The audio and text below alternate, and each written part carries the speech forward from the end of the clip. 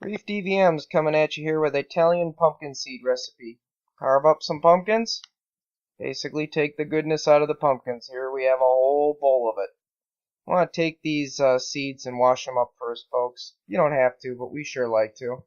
Doesn't mean we're going to get all the pumpkin goodness out of them, but we're going to get at least some of it so the seeds aren't quite so coated in, debris from the internal parts of the pumpkin. So again, clean up the seeds if you'd like. For sure, get most of the water off them. They don't have to be dry, but they've got to be at least close. And then throw them into a bowl. This recipe requires about 2 cups of seeds. You certainly can double it if you have a lot more seeds like we do in this case. And then basically once you've got the seeds washed up, you kind of want to get your ingredients out. And for this recipe, we like to use some melted butter, some basil, good measuring cup or two if you can do it, Worcestershire sauce, garlic powder works really good. Oregano is what we like. We like marjoram, rosemary. I like thyme, and certainly some salt. Both coarse and this fine popcorn salt work really well. And then basically what we're going to do is we're going to take 2 cups of our seeds. Granted, we have a lot more seed here, so we'll make a couple different batches. But for the sake of argument, we're just going to make a single batch here. So it's 2 cups of seeds in a bowl. Yeah, they're somewhat damp. They're not perfectly dry, but that's fine. Let's start out then with our ingredients. The Worcestershire sauce is the first ingredient I like to add. I do a teaspoon per 2 cups of pumpkin seed. 2 cups of pumpkin seed will make a batch. Again, you can double it if you need to. Once you get that added in, next thing I like to add is the salt. 1½ teaspoons. And again, you can kind of be, rough with your measurements if you need to. It's not a perfect science by any means. Then come our spices. I like to start with thyme first.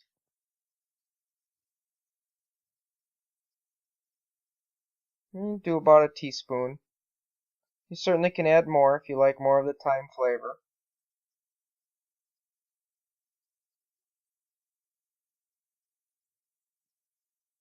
And then the next one after that we use is rosemary. It's just basically a traditional standard of a lot of Italian recipes, and a teaspoon.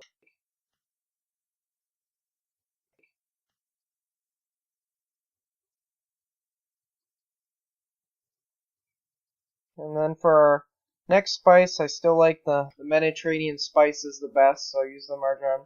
And I like to add about a ½ teaspoon of that. The margarine is really nice. It adds a little bit of zing to it that I like.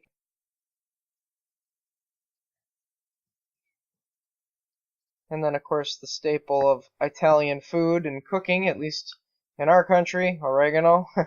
½ teaspoon to a teaspoon. Just put it into, taste, I guess. In my case, I'm just going to use a half. I don't like too much of it, but I like some of that flavor.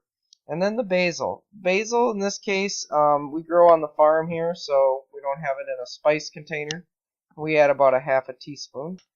And then next up will be the garlic powder, and we're very liberal with the garlic powder. I like to do a whole teaspoon of garlic powder. Some people like more, some people like less. Again, it's not exact 100% science here.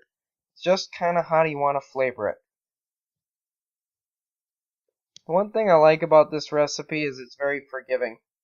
You certainly could, if you wanted to, skip all these spices and just go to a store and buy a bottle of Italian seasoning and, put a bunch of that in instead too. You certainly could do that. Highly recommend mixing this before you add the melted butter. It helps get the sauce and all the spices kind of, basically stirred into the seeds, because once you put that butter in, that butter tends to make everything kind of sticky, and then it's hard to get everything stirred up. And then once we get this stirred up, it's time to go to the pans. This is a very simple process, folks. It's very easy to do. This whole batch probably takes maybe 10 minutes to whip up. I'm going to take some cookie sheets. They're not oiled or greased.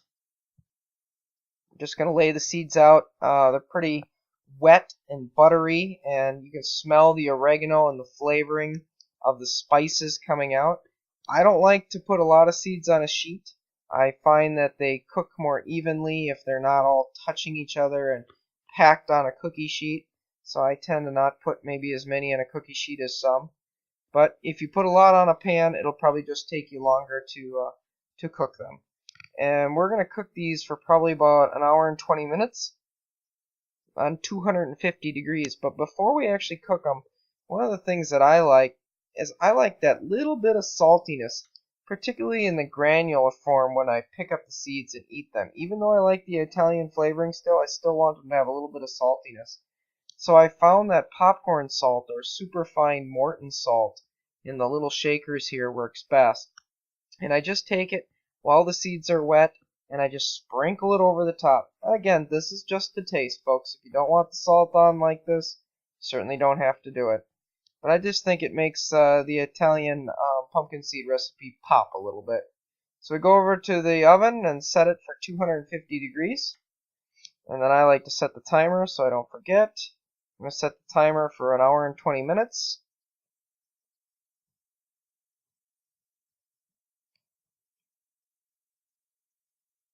And then we're going to put our pans in the oven.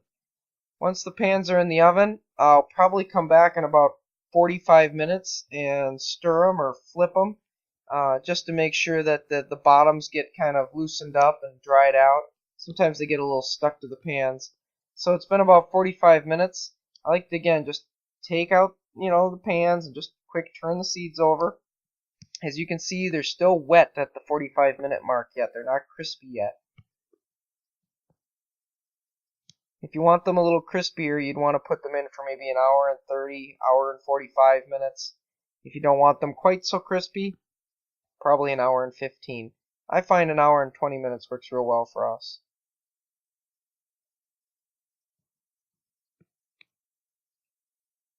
I think we did this Halloween, I think we did like eight or 9 pumpkins here with the kids in the family. It gave us like 6 to 8 cups of seeds, so we were able to do this with 3 or 4 batches. Plenty to make a half dozen, containers. Great for kids' lunches. So here we are, we've taken them out after an hour and 20 minutes. As you can see, they look darker. The seasonings have kind of darkened and kind of baked onto the seeds. First thing I like to do is get them out of the cookie sheets and into a bowl so we can all enjoy them. And I'm just going to scrape one cookie sheet here into the other just to make it a little easier to put into the bowl. Again, they've got the seasoning kind of baked on them, so they may not be quite as cosmetic as your traditional pumpkin seeds, but they have a really great flavor. I highly recommend this recipe if you enjoy pumpkin seeds like we do. I think you'll find it to be kind of a fun and unique way of doing pumpkin seeds. It's certainly great for those Halloween parties too, that's for sure, because people will come in, they'll grab a bunch of pumpkin seeds, and they'll be like, ooh, what did you do to these? And you basically can tell them you kind of spiced it up a little bit. They're, again, very Italian kind of flavored, but they're not hot, and they're not too overpowering. Again, if you want them, more overpowering, just add more spice. But this is basically it, folks. This is the recipe that we use to make Italian pumpkin seeds. We love this recipe. We hope you do. Here's a little pumpkin that we carved up tonight. Put next to it. Please like or subscribe our channel. We'll put out more great videos like this. Thanks.